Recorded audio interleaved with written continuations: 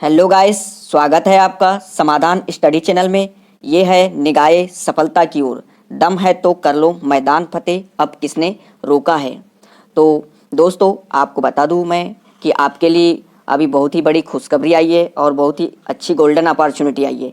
वो भी क्या है गोल्डन अपॉर्चुनिटी आपके लिए कि वर्ग 3 संविदा की वैकेंसी आपके लिए आ चुकी है और इसका सिलेबस भी जारी कर दिया गया है आपके लिए। किस क्या क्या सिलेबस है तो बता दूं मैं आपको। आपको जो स्टडी हम करवाएंगे वह पूरी सिलेबस के अनुसार करवाएंगे और एक एक टॉपिक क्लियर करवाएंगे आपको, यह हमारी जिम्मेदारी है। बता दूं, आपके साथ समाधान स्टडी खड़ा रहेगा, अंतिम तक खड़ा रहेगा और आपको यह सफलता दिलवा के रहेगा। तो आपके हाथ में अब एक गोल्डन अपॉर्चुनिटी है, इसके लिए आपको लगातार तैयारी करते रहना है। तो अब हम आज इन्वायरमेंट का लेक्चर शुरू करने जा रहे हैं, जो कि आपके लिए एमसीक्यू लाए हैं, बहुत ही महत्वपूर्ण, जिनको पूरे डिटेल पूर्वक समझाया जाएगा। तो आज का टॉपिक आपके सामने है वायुमंडल की परतें। 2 लाइन के साथ मैं स्टार्ट करना चाहूँगा यह सेशन, ताकि आप में भी ऊर्जा का प्रवाह हो और मुझ में भी ऊर्जा का प्रवाह बना रहे। तो चलिए 2 लाइन स्टार्ट करते हैं हम। कैसे आकाश में सुराख हो नहीं सकता, कैसे आकाश में सुराख हो नहीं सकता, एक पत्थर तो तबीयत से उछालो यारो। दोस्तों, बता दूं आपको मैं, सफल होना है तो कुछ तो मन से करना पड़ेगा, तन मन धन लगा देना पड़ेगा, आपको संपूर्ण अपना झोंक देना पड़ेगा। तो चलिए आज का सेशन स्टार्ट करते हैं, जो कि इन्वायरमेंट का टॉपिक है। तो यह है वायुमंडल की परतें। तो बता दूं आपको दोस्तों, वायुमंडल की कितनी परतें होती हैं। आपको दिखाई दे रही है, टॉपिक है वायुमंडल की परतें, लेयर ऑफ एटमॉस्फेयर। क्या है? Layer of atmosphere. तो कितने प्रकार की लेयर होती हैं ये आपके सामने है। पहली लेयर होती है क्षोभमंडल, दूसरी होती है समतापमंडल, तीसरी होती है मध्यमंडल मेसोस्फीयर और तापमंडल चौथी होती है थर्मोस्फीयर जिसको कहते हैं। और तापमंडल में 2 लेयर्स पाई जाती है, जिनमें डिवाइड हो जाती है आयन मंडल और बाह्य मंडल। तो इनको हम डिटेल पूर्वक देखेंगे, इसमें क्या क्या इंपॉर्टेंट है यह सब फैक्ट देखेंगे एकदम डिटेल पूर्वक। तो बने रहिए अंतिम तक, वीडियो में मज़ा आ जाएगा। तो चलिए जानते हैं हम इनके बारे में डिटेल पूर्वक। आपको ये इमेज दिखाई दे रही है पृथ्वी की वायुमंडल की, जिसमें यह लेयर्स पाई जाती हैं। ये जो लेयर्स पाई जाती हैं, सबसे पहली परत कौन सी हो जाती है? देखो, ये चारों ओर से पृथ्वी को घेरे हुई है, ये परतें चारों ओर से पृथ्वी को घेरे हुई है। ये जो पहली परत दिखाई दे रही ये है ध्रुव मंडल। कौन सी है? ध्रुव मंडल, जो कि 16 किलोमीटर तक पाई जाती है। कितने? 16 किलोमीटर तक पाई जाती है। और यहाँ पे क्या होता है, यहाँ पे आंधी तूफान वगैरह आते हैं, जो भी मौसमी घटनाएं कहना चाहिए वो ध्रुव मंडल में आती है ना। आंधी तूफान और मौसमी घटनाएं ध्रुव मंडल में आती है। और ध्रुव मंडल में तापमान जो गिरावट होती है वह 165 किलोमीटर पर 165 किलोमीटर पर कितना तापमान गिरावट आती है? वो आती है 1 डिग्री सेल्सियस की। 1 डिग्री सेल्सियस की, यह भी ध्यान में रखना है। यानी 1 किलोमीटर की ऊंचाई पर कितना तापमान घट रहा है आपका? यह घट रहा है 6.4 डिग्री सेल्सियस। कितना? 6.4 डिग्री सेल्सियस। तो यह इम्पॉर्टेंट हो जाता है आपके लिए एग्ज़ाम की दृष्टि से। सबसे पहले इम्पॉर्टेंट पॉइंट क्या हो जाता है कि यहाँ पे मौसमी घटनाएं होती है, यह ध्यान में रखना है। जैसे आंधी तूफान वर्षा इसी मंडल में होती है, वो यह सब घटनाएं इसी मंडल में होती है। और ध्रुव मंडल को संवहन मंडल या अधोमंडल भी कहा जाता है, यह भी ध्यान में रखना है आपको। Very very IMP। और यह सबसे निचली परत है। कैसी परत है? यह सबसे निचली परत है, यह भी ध्यान में रखना है आपको। आपको एग्जाम में पूछेगा कि वायुमंडल की सबसे निचली परत कौन सी है, तो आपको बताना है कि ध्रुव मंडल वायुमंडल की सबसे निचली परत है। चलिए नेक्स्ट परत देखते हैं। आपको यह सब सिलेबस के अनुसार पढ़ाया जा रहा है, बिल्कुल बेफर्जी का डाटा यानी ज़्यादा जो भी नहीं बताया जाएगा, एग्ज़ाम क्वालिफाई बताया जाएगा। चलिए सेकंड परत देखते हैं। सेकंड परत आपके सामने है, ये जो दिखाई दे रही है। सेकंड परत का क्या नाम है? ध्रुव मंडल के ऊपर वाली परत समताप मंडल है, जो कि कितने किलोमीटर तक है? जो कि 16 से 32 किलोमीटर तक, 32 किलोमीटर तक है ना।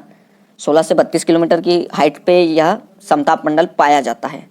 अब बता दूं मैं, समताप मंडल में जो है, जो तापमान आपका रहता है, टेम्परेचर, क्या तापमान, समताप मंडल को स्ट्रेटोस्फीयर भी कहते हैं। यहाँ पे जो आपका तापमान रहता है, टेम्परेचर, वह बिल्कुल भी चेंज नहीं होता है ना।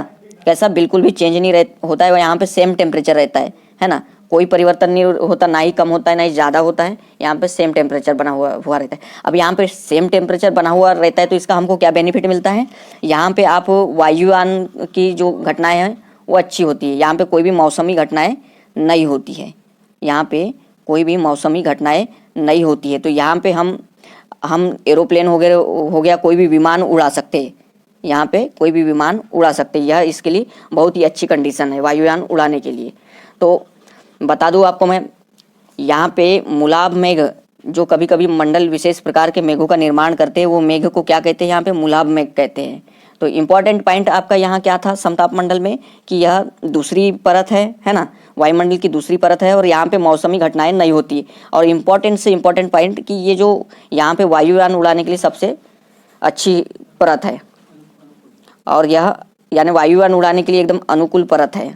तो यहाँ पे यह ध्यान में रखना है, एग्जाम में यही पॉइंट देखने को आपको मिलता है कि सबसे वायुमंडल की सबसे अनुकूल परत कौन सी है जिसमें वायुयान उड़ाया जा सकता है। तो आपको क्या बताना है, समताप मंडल में वायुयान उड़ाया जा सकता है। इससे हम एमसीक्यू भी लगाएंगे, आपके लिए नीचे मैंने एमसीक्यू लेके आया हूँ, वह हम लगाएंगे, देखेंगे, है ना। तो अभी आपको मैं एक्सप्लेन कर दे रहा हूँ सभी परतों को, तो ध्यानपूर्वक लर्न कीजिए। और आपको ये जो परतों का क्रम याद रखना है, पहली कौन सी है, दूसरी है, क्योंकि एग्जाम में देखने को मिल सकता है कि परतों का क्रम क्या है, ये भी आपके लिए इम्पोर्टेंट हो जाता है। तो चलिए तीसरी परत देखते हैं।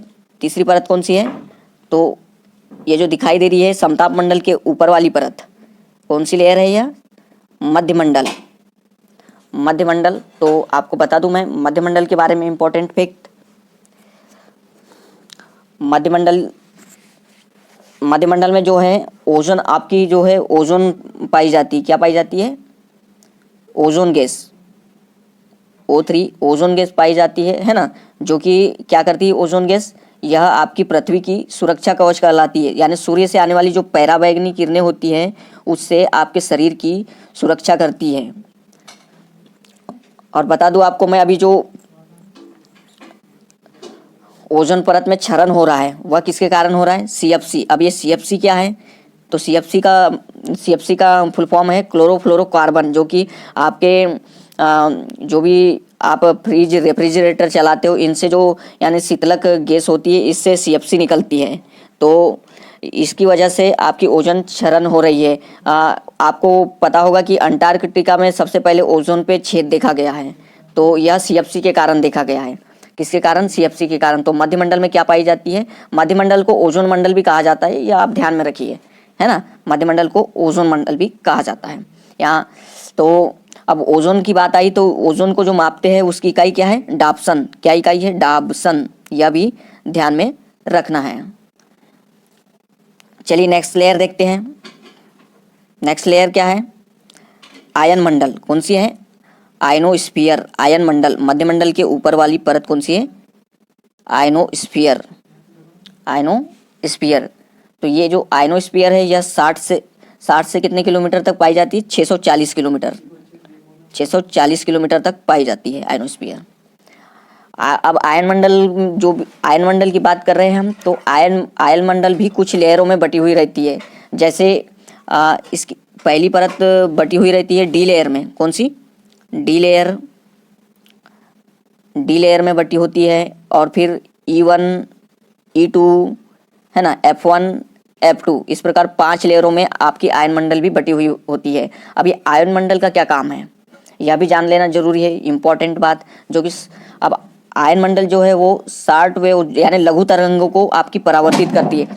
अब ये लघु तरंगों को परावर्तित करती है, इसका मतलब क्या होता है, आप जो रेडियो कम्युनिकेशन करते हो, क्या रेडियो कम्युनिकेशन जो भी हो गया आपका टेलीविज़न से संबंधित, यानी जो लेयर्स आती है वह आप जो कम्युनिकेशन कर पा रहे हो वह आयन मंडल के कारण कर पा रहे हो, यह इंपॉर्टेंट हो जाता है। टेलीफोन हो गया, टेलीविज़न हो गया और रडार, ये सब आयन मंडल की वजह से, आयन मंडल से जो रिफ्लेक्ट हो रही है लघु तरंगे, उनकी वजह से आप इस्तेमाल कर पा रहे हो। जो भी कम्युनिकेशन आपका बेस्ड है वो आयन मंडल पे है, यह ध्यान में रखना है, इसमें यही बात इंपॉर्टेंट हो जाती है। चलिए नेक्स्ट देखते हैं। नेक्स्ट आपकी अंतिम परत है, अंतिम आपकी कौन सी परत है? आयन मंडल के ऊपर वाली परत, वायुमंडल। कौन सी है? वायुमंडल। तो एक्सोस्फीयर में क्या होता है? यह 640 किलोमीटर के ऊपर का भाग कहलाता है, 640 किलोमीटर के ऊपर का भाग कहलाता है, और इसकी कोई सीमा निर्धारित नहीं है। क्या है इसकी सीमा? जो सीमा है इसकी निर्धारित नहीं है। बता दूं, आयन मंडल में हाइड्रोजन और हीलियम गैस की प्रधानता पाई जाती। कौन सी? Very very important point, hydrogen और हीलियम गैस की, हाइड्रोजन और हीलियम गैस की प्रधानता पाई जाती है ना, किसमें? आपके वायुमंडल में, और इसकी कोई सीमा निर्धारित नहीं है। तो यह था आयन मंडल से इंपॉर्टेंट पॉइंट। तो चलिए देखते हैं अब कुछ एमसीक्यू जो आपके लिए हमने इंपॉर्टेंट लाया है।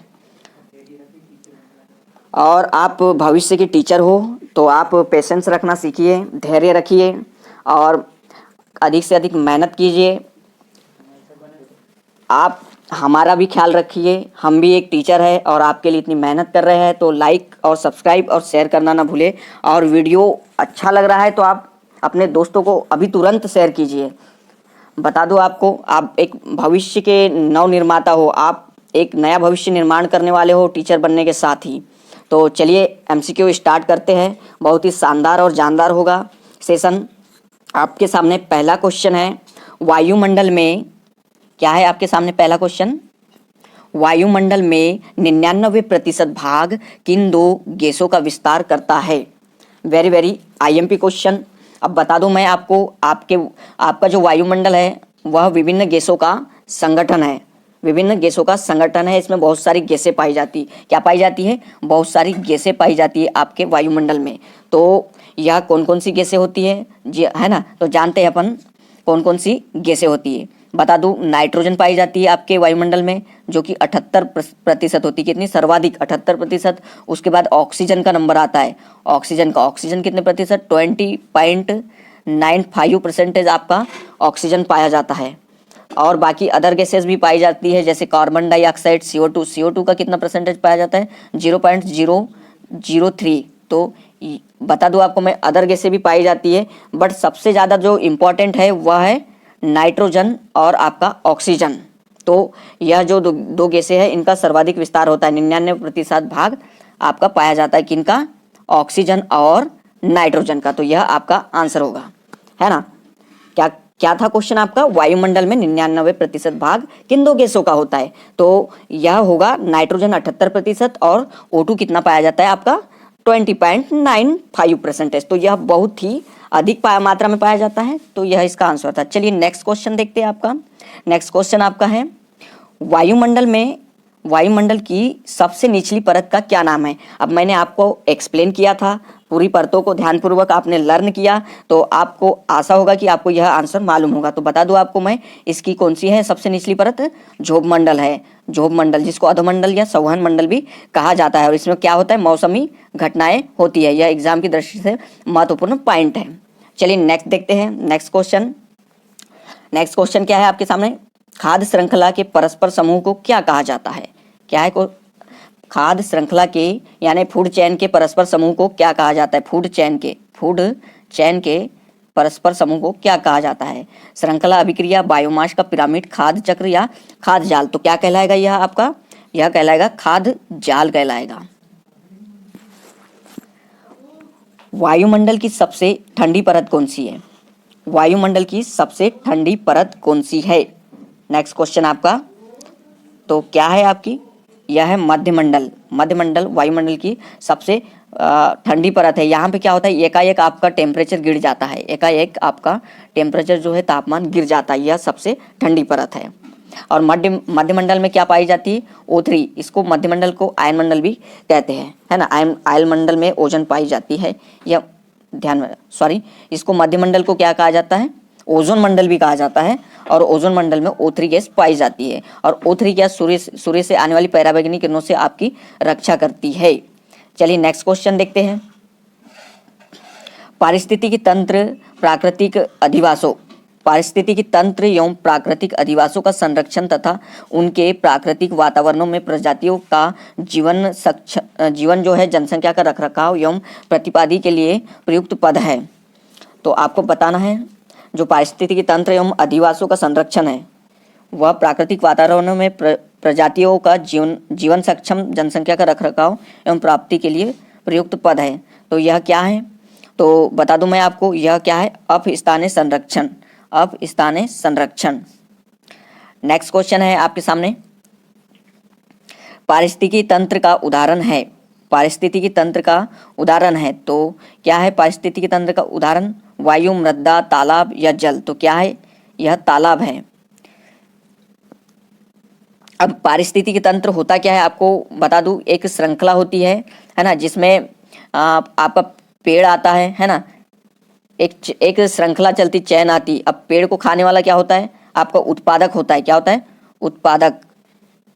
अब उत्पादक का जो चलता है, उत्पादक के लिए कौन आता है, उसके बाद आता है अपना शाकाहारी आ जाता है, फिर मांसाहारी, इस प्रकार फिर लास्ट में अपघटक आता है। इस प्रकार फूड चेन चलती है। तो यह सब क्रिया तालाब में होती है।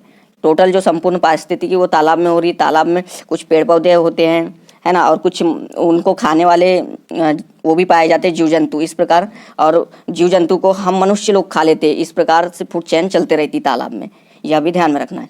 चलिए अधिकतर, नेक्स्ट क्वेश्चन, अधिकतर पेड़ पौधे पाए जाते हैं। अधिकतर पेड़ पौधे पाए जाते हैं जलमंडल में, प्रकाश मंडल में, स्थल मंडल में या वायुमंडल में। तो आपको यह बताना है कहाँ पाए जाते हैं अधिकतर पेड़ पौधे।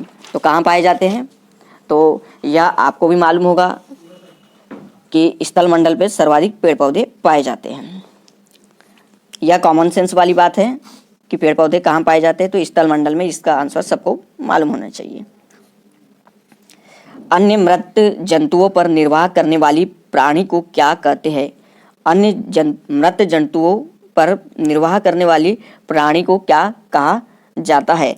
तो क्या कहा जाता है उन्हें स्क्वेंजर। क्या कहा जाता है? स्क्वेंजर कहा जाता है। बता दूं आपको, यह महत्वपूर्ण क्वेश्चनों का संकलन है जो कि आगामी टीचर भर्ती जितनी भी थी उनका संकलन है। उनमें ये सब क्वेश्चन आए हुए हैं। आपके संविदा वर्ग हो गया, वर्ग 1 हो गया या वर्ग 2 हो गया, इन सब में पूछे हुए क्वेश्चन हैं। तो चलिए नेक्स्ट क्वेश्चन देखते हैं। नेक्स्ट क्वेश्चन क्या है? महासागर पृथ्वी पृष्ठ के अधिकांश जगह आवृत किया है, जो लगभग है। क्या क्वेश्चन है आपका? महासागर पृथ्वी पृष्ठ के अधिकांश जगह आवृत किया है, जो लगभग है। तो आपका कितना प्रतिशत भाग है? यह 3/4 भाग है। हवा में उपस्थित ऑक्सीजन का प्रतिशत कितना है? तो यह कितना है आपको बताना है। 21% है ना, लगभग 21% पाया जाता है अपना ऑक्सीजन की मात्रा। प्रकाश संश्लेषण संपादित होता है सभी पौधों द्वारा, सभी हरे पौधों द्वारा, सभी जंतुओं एवं पौधों द्वारा, या फिर वायरसों द्वारा। तो क्या आएगा इसका आंसर? इसका आंसर क्या आएगा आपका? सभी हरे पौधों द्वारा। प्रकाश संश्लेषण हरे पौधों द्वारा किया जाता है ना, यह आपको ध्यान में रखना है। चलिए नेक्स्ट क्वेश्चन देखते हैं। पर्यावरण का अर्थ उन दशाओं के योग से होता है जो मनुष्य की निश्चित समय में निश्चित स्थान पर आवृत होती है। पर्यावरण की उपरोक्त परिभाषा किसने दी थी? यह परिभाषा आपको ध्यान में रखना है। एग्जाम में पूछेगा कि यह परिभाषा किसने दी है, तो परिभाषा आपको ध्यान में रखना है, और उसको किसने दी है यह भी ध्यान में रखना है। तो यह परिभाषा सीसी पार्क ने दिया है। क्या परिभाषा है आपकी? पर्यावरण का अर्थ उन दशाओं के योग से होता है जो मनुष्य को निश्चित समय में निश्चित स्थान पर आवृत करती है। तो यह सीसी पार्क ने दिया है। सीसी पार्क ने दिया है। चलिए नेक्स्ट क्वेश्चन देखते हैं। नेक्स्ट क्वेश्चन क्या है? जीवमंडल में आरक्षित परीक्षण क्षेत्र है। जीवमंडल में आरक्षित परीक्षण क्षेत्र क्या है ना? तो क्या है यहाँ से? तो यह है आनुवांशिक विभिन्नता। आनुवांशिक विभिन्नता। पर्यावरण का शाब्दिक अर्थ क्या है? पर्यावरण का शाब्दिक अर्थ क्या है? तो यह आप सभी जानते हो पर्यावरण का शाब्दिक अर्थ क्या है। तो चारों ओर की परिस्थितियां। चारों ओर की परिस्थितियां क्या कहलाती? पर्यावरण कहलाती हैं। नेक्स्ट क्वेश्चन क्या है? निम्नलिखित में से क्या पर्यावरण का उद्देश्य नहीं है? व्यक्तित्व का विकास, व्यक्तित्व का विकास, राजनीतिक एकता को प्रश्रय या प्रकृति प्रेम का विकास, सामाजिकता का विकास। तो आपको बता दूं इसका आंसर क्या होगा, इसका आंसर होगा राजनीतिक एकता का प्रश्रय पर्यावरण का उद्देश्य नहीं है। तो चलिए नेक्स्ट क्वेश्चन देखते हैं। इको मार्क किन उत्पादों के लिए दिया जाता है? इको मार्क किन उत्पादों के लिए दिया जाता है? तो इसका आंसर क्या होगा, जो पर्यावरण के अनुकूल उत्पाद पाए जाते हैं उनके लिए इको मार्क दिया जाता है। तो चलिए नेक्स्ट क्वेश्चन देखते हैं। स्थलाकृति दशाओं के आधार पर वर्गीकृत भौतिक पर्यावरण के प्रकारों में किन को शामिल नहीं किया गया? कौन शामिल नहीं है? स्थलाकृति दशाओं के आधार पर वर्गीकृत भौतिक पर्यावरण में कौन शामिल नहीं है? तो कौन शामिल नहीं है? पर्वत पर्यावरण अनुकूल उत्पादों के लिए, मैदान पर्यावरण, महासागरीय पर्यावरण या पठार पर्यावरण। तो इसका आंसर क्या होगा, महासागरीय पर्यावरण। पर्यावरण के भौतिक तत्वों में कौन शामिल नहीं है? तो सौर प्रकाश, मिट्टी, तापमान या वनस्पति, इनमें से कौन शामिल नहीं है? वो भी भौतिक तत्वों में कौन शामिल नहीं है? तो ये आपकी वनस्पति जो है वो भौतिक तत्वों में शामिल नहीं है। आपकी जो सौर ऊर्जा है, मिट्टी है और टेम्परेचर, ये कौन से तत्वों में आ जाते हैं? भौतिक तत्वों में आ जाते हैं। चलिए नेक्स्ट क्वेश्चन और अंतिम क्वेश्चन देखते हैं। और भी क्वेश्चन आपके लिए लाएंगे इम्पोर्टेंट। लास्ट आज का और बहुत ही महत्वपूर्ण क्वेश्चन है। पारिस्थितिकी इकोलॉजी शब्द का सर्वप्रथम किसने प्रयोग किया था?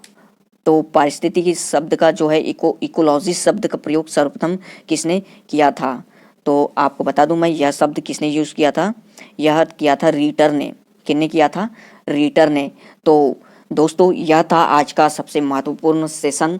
बता दूं आपको, आगे भी मैं ये वीडियो लेके आता रहूँगा शानदार से शानदार, और पूरा सिलेबस वाइज आपको कंप्लीट करवाया जाएगा। यह संविदा का जो भी सिलेबस है पूरा कंप्लीट करवाया जाएगा। समाधान स्टडी से आपको हर सहायता मिलेगी, हर भरसक प्रयास किया जाएगा। आपको बिल्कुल चिंता करने की कोई ज़रूरत नहीं है। तो दोस्तों वीडियो को अधिक से अधिक लाइक और सब्सक्राइब करना ना भूले। और हाँ, बता दूं आपको, बाजू में बेल आइकन की बटन है तो उसको प्रेस करना ना भूले, ताकि आपको नोटिफिकेशन समय समय पे मिलता रहे। धन्यवाद दोस्तों, स्वागत है आपका पुनः समाधान स्टडी में।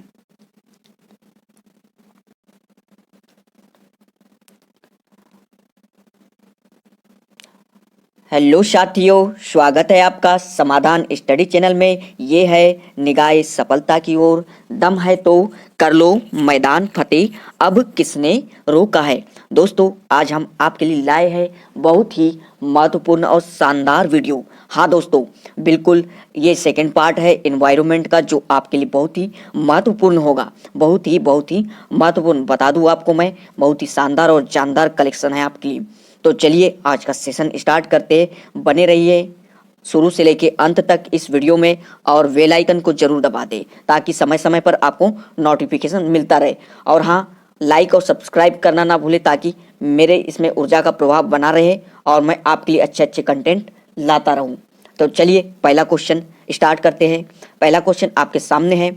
पारिस्थितिकी इकोलॉजी शब्द का प्रयोग तथा इस व्यवस्थित रूप देने का श्रेय निम्न में से किसे प्राप्त है? क्या है आपका क्वेश्चन? पारिस्थितिकी इकोलॉजी शब्द का प्रयोग तथा इस व्यवस्थित रूप देने का श्रेय किसे प्रदान है? तो इसका आंसर होगा ए, अर्नस्ट हेकल। अर्नस्ट हेकल को इस शब्द का इस्तेमाल किया है और व्यवस्थित रूप दिया है। तो अर्नेस्ट हेकल ने इस शब्द का यूज कब किया था? तो यह किया था 1865 में। कब? 1865 में इसका यूज किया था। तो चलिए नेक्स्ट क्वेश्चन देखते हैं। आपके सामने है नेक्स्ट क्वेश्चन। पर्यावरण के अंतर्गत अध्ययन किया जाता है। पर्यावरण के अंतर्गत अध्ययन किया जाता है भौतिक तत्वों का, जैविक तत्वों का, ए और बी दोनों, केवल जैविक तत्वों का। तो इसका आंसर क्या होगा आपका? ए और बी दोनों, भौतिक तत्वों का और जैविक तत्वों का, दोनों का अध्ययन किया जाता है पर्यावरण के अंतर्गत। चलिए नेक्स्ट क्वेश्चन देखते हैं। बता दूं आपको मैं, बहुत ही इंपॉर्टेंट सेशन है और एग्जाम की दृष्टि से यह महत्वपूर्ण होगा। आप लाइक और सब्सक्राइब करना ना भूलें इसे। तो जैव विविधता जैव विविधता दिवस कब मनाया जाता है? क्वेश्चन आपको पूछा है कि बायोडाइवर्सिटी दिवस कब मनाया जाता है। तो यह बायोडाइवर्सिटी दिवस आखिर क्यों मनाया जाता है, यह भी ध्यान में रखना है आपको। तो इसका आंसर क्या होगा? इसका आंसर होगा 22 मई को। कब? 22 मई को जैव विविधता दिवस मनाया जाता है। और जैव विविधता दिवस क्यों मनाया जाता है? ताकि हमारे पर्यावरण में जो भी भिन्न भिन्न प्रकार की कहना चाहिए प्रकृति में पाई जा रही वनस्पति है, जीव जंतु है, उनके प्रति जागरूकता के लिए यह दिवस मनाया जाता है। जैव विविधता दिवस कब मनाया जाता है? 22 मई को। चलिए नेक्स्ट क्वेश्चन देखते हैं। नेक्स्ट क्वेश्चन आपके सामने है, ओजोन परत सर्वाधिक क्षति निम्न में से किससे पहुंचती है? क्या है क्वेश्चन आपका? ओजोन परत को सर्वाधिक क्षति निम्न में से किससे पहुंचती है? तो CFC, CO2, SO2 या ऑल ऑफ दिस। तो इसका आंसर क्या होगा? आपकी जो ओजोन परत लेयर खराब हो रही है वह किसकी वजह से हो रही है? CFC के कारण। अब ये CFC क्या है? तो CFC क्या है? क्लोरोफ्लोरोकार्बन। क्या है? क्लोरोफ्लोरोकार्बन। अब एक क्लोरोफ्लोरोकार्बन कहाँ से उत्पन्न होती है? तो आप जो रेफ्रिजरेटर वगैरह जो भी शीतलक वगैरह यूज़ करते हो, है ना, कूलिंग के रूप में जो भी वस्तु यूज़ करते हो, वहाँ से फ्रियान गैस निकलती है। कौन सी? CFC गैस निकलती है, जो कि आपके ओजन को हानिकारक है, आपके ओजन के लिए हानिकारक है। तो बता दूं आपको मैं, ओजोन का क्या कार्य होता है? ओजोन का कार्य होता है सूर्य से आने वाली पराबैंगनी किरणों से आपकी रक्षा करना, हमारी रक्षा करना। तो इसमें अभी क्या हो रहा है? CFC की वजह से यह लेयर जो है वो खराब हो रही है, और इसमें अभी जो है अंटार्कटिका में ओजोन परत पर होल पाया गया है, छेद पाया गया है, यह CFC के कारण है। चलिए नेक्स्ट क्वेश्चन देखते हैं। आपके सामने नेक्स्ट क्वेश्चन है, पारिस्थितिकी इकोलॉजी विज्ञान में अध्ययन किया जाता है। पारिस्थितिकी विज्ञान में अध्ययन किया जाता है वातावरण एवं जीव के संबंधों का, पृथ्वी का, जैवमंडल का, वातावरण एवं जीवों का। तो किसका अध्ययन किया जाता है इसमें? तो बता दूं आपको मैं, वातावरण एवं जीवों का अध्ययन किया जाता है। किसके अंतर्गत? पारिस्थितिकी के अंतर्गत। नेक्स्ट क्वेश्चन देखते हैं। नेक्स्ट क्वेश्चन आपके सामने है, मध्य प्रदेश को टाइगर राज्य कहा जाता है। वर्तमान में भारत में 26 बाघ है। कितने? 2226 बाघ है, किंतु सर्वाधिक संख्या मध्य प्रदेश में न होकर खालिस्तान में है। तो बता दूं आपको मैं, यह क्वेश्चन पुराना हो गया, जो कि नेक्स्ट एग्जाम में आया था। अभी वर्तमान में बाघों की कितनी संख्या है? 2297, कितने? 200, कुल 97 बाघ है। कितने? 2297 बाघ है कुल अभी भारत में। और ये जो ऑप्शन होगा, ये अभी सर्वाधिक संख्या हमारे मध्य प्रदेश में ही है बाघों की। कितनी? 526 बाघ। कितने? 526 बाघ है, यानी फर्स्ट नंबर पे अभी हमारा MP है बाघों में। यह पुराना क्वेश्चन हो गया, जब प्रथम स्थान कर्नाटक को प्राप्त था। अभी हमारे मध्य प्रदेश को है। वर्तमान में 2018 की रिपोर्ट के अनुसार 526 बाघ के अनुसार मध्य प्रदेश सर्वाधिक बाघों वाला राज्य है। तो और सर्वाधिक बाघ पेंच में है, सर्वाधिक बाघ पेंच में है। तो चलिए नेक्स्ट क्वेश्चन देखते हैं। विश्व की सबसे बड़ी प्रवाल भित्ति ग्रेट बैरियर रीफ किस देश में है? कौन सी? विश्व की सबसे बड़ी प्रवाल भित्ति ग्रेट बैरियर रीफ कौन से देश में है? तो यह कौन से देश में है? आपके ऑस्ट्रेलिया में। आपको मैप में ध्यान में रखना चाहिए कि ऑस्ट्रेलिया कहाँ पड़ता है। तो आपका ऑस्ट्रेलिया सबसे नीचे में दक्षिण में पड़ता है, जहाँ न्यूजीलैंड भी आपके पास में है। और ऑस्ट्रेलिया की राजधानी क्या है? तो ऑस्ट्रेलिया की राजधानी कैनबेरा है। क्या है? कैनबेरा है। और यहाँ की मुद्रा डॉलर है, यहाँ की मुद्रा डॉलर है। और यहाँ पे पाए जाने वाले घास को क्या कहा जाता है? डाउन्स। क्या कहा जाता है? क्या? डाउन्स। और यह एक शीतोष्ण घास है। तो चलिए नेक्स्ट क्वेश्चन देखते हैं। आपके सामने अगला प्रश्न है, भारत का सर्वप्रथम राष्ट्रीय उद्यान कौन सा है? जी हाँ सर, आपके सामने क्वेश्चन है, भारत का सर्वप्रथम राष्ट्रीय उद्यान कौन सा है? तो यह कौन सा राष्ट्रीय उद्यान है भारत का सर्वप्रथम? तो पहला राष्ट्रीय उद्यान है कॉर्बेट राष्ट्रीय उद्यान। कौन सा है? जिम कॉर्बेट राष्ट्रीय उद्यान। और ये कहाँ पे है? तो ये है आपके उत्तराखंड में। कहाँ है? उत्तराखंड में। और इसकी स्थापना कब हुई थी? तो इसकी स्थापना हुई थी 1936 को हुई थी। और यह आपका भारत का सर्वप्रथम राष्ट्रीय उद्यान है। और यहाँ पे जिम कॉर्बेट में क्या पाए जाते हैं? एक सींग वाले गेंडे पाए जाते हैं।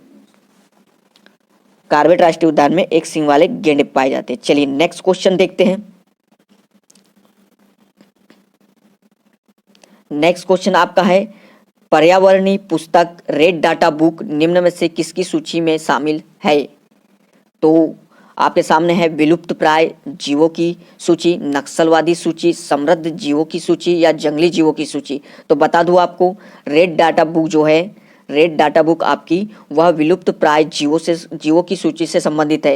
ये रेड डाटा बुक में उन जानवरों का उल्लेख होता है, उन जीव जंतुओं का उल्लेख होता है, उन पक्षियों का उल्लेख होता है जो विलुप्त होने की कगार पे है ना, जिनकी जनसंख्या बहुत ही कम है।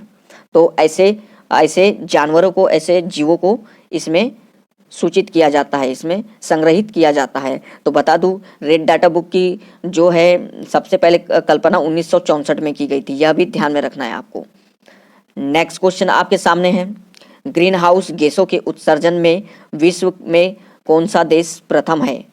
ग्रीन हाउस गैसों के उत्सर्जन में विश्व में कौन सा देश प्रथम स्थान पे है? तो यह है आपका चीन। चीन देश सर्वाधिक मात्रा में ग्रीन हाउस गैसों का उत्पादन करता है। अब ग्रीन हाउस गैसें कौन कौन सी है मुख्य, यह भी आपको जान लेना है। तो बता दूं आपको, CH4 मीथेन है ना, और नाइट्रोजन है ना, और कार्बन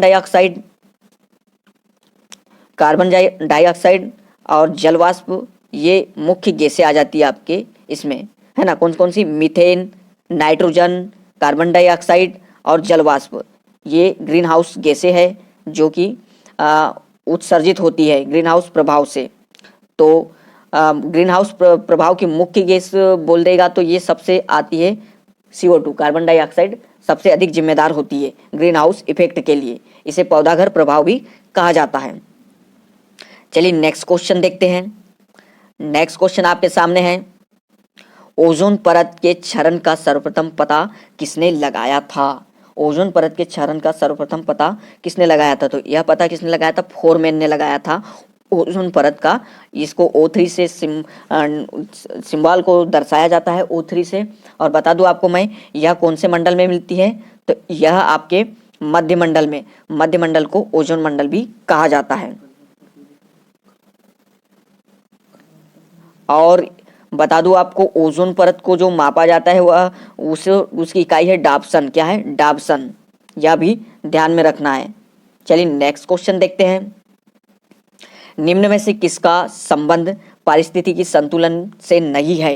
निम्न में से किसका संबंध पारिस्थितिकी संतुलन से नहीं है? जल प्रबंधन, वन रोपण, वन्य जीव सुरक्षा, औद्योगिक प्रबंधन। तो किसका संबंध पारिस्थितिकी संतुलन से नहीं है? तो बता दूं आपको, औद्योगिक प्रबंधन का। चलिए नेक्स्ट क्वेश्चन देखते हैं। भूमंडलीय ताप किसकी बढ़ती हुई सांद्रता का परिणाम है? भूमंडलीय ताप किसकी बढ़ती हुई सांद्रता का प्रभाव है? तो यह किसका प्रभाव है? तो बता दूं आपको मैं, कार्बन डाइऑक्साइड इसका कारण है। कार्बन डाइऑक्साइड के कारण ही ग्रीन हाउस इफेक्ट होता है, जिसके कारण वायुमंडल का तापमान बढ़ने लगता है। तो जिसके कारण ग्लोबल वार्मिंग की समस्या उत्पन्न होती है। तो चलिए आपके सामने नेक्स्ट क्वेश्चन है, राष्ट्रीय पर्यावरण शोध संस्थान कहाँ है? राष्ट्रीय पर्यावरण शोध संस्थान कहाँ है? तो इसका आंसर क्या होगा? इसका आंसर होगा नागपुर में। कहाँ? आपके नागपुर में राष्ट्रीय पर्यावरण शोध संस्थान है। 5 जून को पर्यावरण दिवस भी मनाया जाता है, यह भी ध्यान में रखना है आपको। चलिए नेक्स्ट क्वेश्चन देखते हैं। निम्न में से किस एक देश को छोड़कर अन्य प्राकृतिक पूंजी में आते हैं? वन, जल, सड़कें, खनिज। तो इसमें से आंसर क्या होगा आपका? आंसर होगा बी, सड़कें। नेक्स्ट क्वेश्चन है,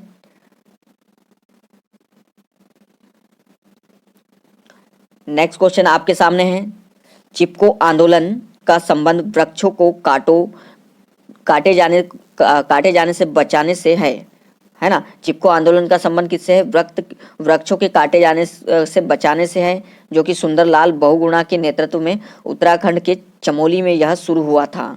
कहाँ? उत्तराखंड के चमोली में शुरू हुआ था। तो यह कब शुरू हुआ, यह आपको बताना है। तो कब शुरू हुआ था यह हुआ था आपके 1973 को। चलिए नेक्स्ट क्वेश्चन देखते हैं। कीड़े, बकरी, खरगोश, गाय, हाथी आदि जीव किस वर्ग में आते हैं? कीड़े, बकरी, खरगोश, गाय आदि किस वर्ग में आते हैं? तो यह किस वर्ग में आएंगे आपको यह बताना है। तो यह किस वर्ग में आएंगे? प्राथमिक उपभोक्ता में आएंगे। बता दूं आपको मैं, प्राथमिक उपभोक्ता कौन होते हैं? जो पेड़ पौधे और घास वगैरह को खाते हैं, जो पेड़ पौधे और घास वगैरह को खाते हैं वह प्राथमिक उपभोक्ता में आ जाते हैं। और पेड़ पौधे और जो भी कहना चाहिए तो शाकाहारी जितने भी होते हैं वह प्राथमिक उपभोक्ता में आते हैं। और द्वितीयक उपभोक्ता में कौन आते हैं? द्वितीयक उपभोक्ता में जो शाकाहारी और मांसाहारी दोनों यूज करते हैं, जैसे मनुष्य हो गया। और तृतीय उपभोक्ता में कौन आता है? जो केवल मांसाहारी उपयोग करता है।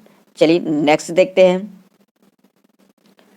रेडियो एक्टिव प्रदूषण से निम्नलिखित में से क्या प्रभाव हो सकता है? रेडियो एक्टिव प्रदूषण में से निम्नलिखित में से क्या प्रभाव हो सकता है? तो इसका आंसर क्या होगा? लकवा, श्वसन तंत्र में समस्या, कैंसर। तो उपरोक्त सभी होगा। आपको बता दूं मैं, रेडियो जो रिएक्टिव प्रदूषण होता है उससे आपके शरीर पर प्रभाव पड़ता है, जिससे आपको कैंसर, लकवा और श्वसन तंत्र जैसी समस्याएं उत्पन्न होती है। नेक्स्ट क्वेश्चन देखते हैं। ओजोन परत का महत्व है। ओजोन परत का महत्व है पराबैंगनी किरणों के अवशोषण से, उल्कापिंडों से रक्षा में, सीएफसी को सोखने में, इनमें से कोई नहीं। तो इसका वर्क है सूर्य से आने वाली पराबैंगनी किरणों से आपकी रक्षा करना ओजोन का मेन वर्क है और प्रमुख कार्य है। तो चलिए नेक्स्ट देखते हैं। कार्बन टैक्स लगाने वाला विश्व का पहला देश कौन सा है? कार्बन टैक्स लगाने वाला विश्व का पहला देश कौन सा है? तो ऐसा अद्भुत कार्य करने वाला देश कौन सा है? न्यूजीलैंड है। और न्यूजीलैंड की राजधानी क्या है? वेलिंगटन है। क्या है? वेलिंगटन है। और इसकी जो मुद्रा है वो डॉलर है। और इसे दक्षिण का ब्रिटेन भी क्या कहा जाता है? क्या? दक्षिण का ब्रिटेन भी कहा जाता है। और यहाँ का जो पशु है, पक्षी आपका, वह है कीवी। क्या है? कीवी। चलिए नेक्स्ट देखते हैं। इको मार्क दिया जाता है। अबे इको मार्क क्या है? तो इको मार्क ऐसा सिंबल है जो कि पर्यावरण के अनुकूल वस्तुओं पर जो भी यानी कि पर्यावरण के अनुकूल जो भी वस्तुएं आती है उनसे संबंधित है। तो इसका आंसर क्या होगा? ए होगा। एक प्रकार से कहना चाहिए तो पर्यावरण के अनुकूलन जो भी वस्तु है उसको ये स्टैंडर्डाइज्ड करता है, ये स्पेसिफाई करता है। चलिए नेक्स्ट देखते हैं। मन्नार की खाड़ी जैवमंडलीय आरक्षित क्षेत्र है। मन्नार की खाड़ी जैवमंडल आरक्षित क्षेत्र है। वनस्पतियों के लिए, शैवालों के लिए, प्रवाल भित्तियों के लिए या दरियाई घोड़ों के लिए। तो किन के लिए जैवमंडलीय आरक्षित क्षेत्र है मन्नार की खाड़ी? ये आपको बताना है। तो यह किन के लिए? प्रवाल भित्तियों के लिए। अब ये मन्नार की खाड़ी कहाँ आती है? तो यह आपकी आती है भारत एवं श्रीलंका के बीच। भारत एवं श्रीलंका के बीच है, जो कि भारत और श्रीलंका को जोड़ती है मन्नार की खाड़ी। चलिए नेक्स्ट क्वेश्चन देखते हैं। संपूर्ण जीवमंडलीय पारिस्थितिकी तंत्र इकोसिस्टम असंतुलित हो गया है, इसके कारणों पर प्रभाव विचार कीजिए। तो क्या कारण है जिसके कारण से अब हमारा जो जीवमंडलीय पारिस्थितिकी तंत्र है वह बिल्कुल से असंतुलित हो गया है, बिल्कुल असंतुलित हो गया है। तो क्या कारण है इसका? ग्रीन हाउस प्रभाव में वृद्धि, अम्लीय वर्षा, भूतापन एवं वन विनाश। तो मैं बता दूं आपको इसका आंसर क्या होगा? उपरोक्त सभी। ग्रीन हाउस प्रभाव भी जिम्मेदार हैं और भूतापन एवं वनों का विनाश भी और अम्लीय वर्षा भी इन सभी के लिए जिम्मेदार है। चलिए नेक्स्ट क्वेश्चन देखते हैं। नेक्स्ट क्वेश्चन क्या है? पर्यावरणीय संरक्षण हेतु भारतीय संविधान में प्रावधान किस संशोधन द्वारा किए गए? वेरी आईएमपी क्वेश्चन है। तो किस संविधान संशोधन के अंतर्गत यह प्रावधान किया गया था? पर्यावरण संरक्षण हेतु भारतीय संविधान में किस संशोधन द्वारा किया गया था? तो यह किस संशोधन द्वारा? 42वें संविधान संशोधन 1976 के अंतर्गत शामिल किया गया था। चलिए नेक्स्ट क्वेश्चन देखते हैं। नेक्स्ट क्वेश्चन आपके सामने है।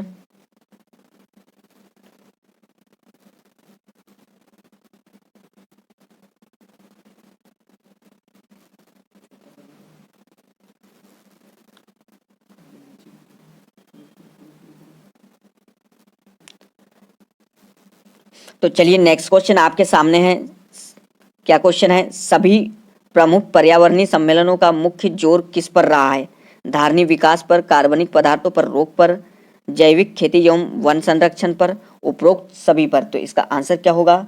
इसका आंसर होगा उपरोक्त सभी पर। क्या होगा? उपरोक्त सभी पर। चलिए नेक्स्ट क्वेश्चन देखते हैं। कार्बनिक उत्सर्जन पर रोक लगाने हेतु भारत में किस मानक के वाहनों की बिक्री पर प्रतिबंध लगा दिया गया है? अभी हाल ही में कार्बनिक उत्सर्जन पर रोक लगाने हेतु भारत के किस मानक वाहन पर प्रतिबंध लगाया गया है? तो इसका आंसर होगा BS मानक, BS3 मानक के वाहनों पर रोक लगा दिया गया है। नेक्स्ट क्वेश्चन क्या है? पर्यावरण को बढ़ावा देने हेतु भारत में जारी अभियान का क्या नाम है? तो इस अभियान का क्या नाम है? अतुल्य भारत अभियान। अतुल्य भारत अभियान बहुत ही मोस्ट IMP क्वेश्चन है, आपको यह ध्यान में रखना है। नेक्स्ट अगला क्वेश्चन आपके सामने है। भारत में सर्वाधिक मैंग्रोव वनस्पतियां पाई जाती है। भारत में सर्वाधिक मैंग्रोव वनस्पतियां पाई जाती है। तो यह कहाँ पाई जाती है सर्वाधिक? तो यह पाई जाती है सुंदरवन में। अब यह सुंदरवन कहाँ है? तो सुंदरवन कहाँ है? पश्चिम बंगाल में। कहाँ है? पश्चिम बंगाल में। चलिए नेक्स्ट क्वेश्चन देखते हैं। नेक्स्ट क्वेश्चन आपके सामने है। निम्नलिखित युग्मों में से कौन सा सुमेलित नहीं है? निम्नलिखित युग्मों में से कौन सा सुमेलित नहीं है? सरदार सरोवर बांध गुजरात, राणा सागर बांध राजस्थान, टिहरी बांध उत्तराखंड, ओंकारेश्वर परियोजना राजस्थान। तो बता दूं आपको मैं, इनमें से कौन सा सुमेलित नहीं है? ओंकारेश्वर बांध राजस्थान। जब क्या है, ओंकारेश्वर परियोजना जो है वह हमारे मध्य प्रदेश में है। कहाँ है? मध्य प्रदेश में है ओंकारेश्वर परियोजना। सरदार सरोवर जो है वह गुजरात पे बना हुआ है ना, नर्मदा नदी पर। और राणा सागर बांध राजस्थान में चंबल नदी पर है, जो कि मध्य प्रदेश और राजस्थान की संयुक्त परियोजना है। और टिहरी बांध आपका सबसे ऊंचा गुरुत्वीय बांध है, जो कि उत्तराखंड में है। तो चलिए नेक्स्ट क्वेश्चन देखते हैं। नेक्स्ट और आज का अंतिम क्वेश्चन देखते हैं, जो कि बहुत ही महत्वपूर्ण क्वेश्चन है। क्या है क्वेश्चन? तो निम्नलिखित में से कौन सा पर्यावरणीय मित्र वृक्ष नहीं है? कौन सा पर्यावरणीय मित्र वृक्ष नहीं है? तो आपको बताना है कौन सा नहीं है। बरगद, पीपल, नीम, यूकेलिप्टस। तो कौन सा वृक्ष पर्यावरणीय मित्र नहीं है? यूकेलिप्टस। बता दूं आपको मैं, बाकी सब बहुत ही फायदेमंद वृक्ष है पर्यावरण की दृष्टि से। नीम, पीपल, बरगद, यह सभी एक प्रकार से औषधीय रूप से फायदेमंद है पर्यावरण को। तो इस प्रकार से यह मित्र वृक्ष हो गए, और यूकेलिप्टस एक प्रकार से मित्र वृक्ष नहीं है। इसमें प्रकाश संश्लेषण की प्रक्रिया भी तेजी से नहीं हो पाती है, तो यह एक प्रकार से फायदेमंद नहीं है यूकेलिप्टस का पौधा। तो यह थे आज के पर्यावरण के महत्वपूर्ण क्वेश्चन। कैसे लगे लाइक और कमेंट करके बताएं, और सब्सक्राइब करना ना भूलें। धन्यवाद।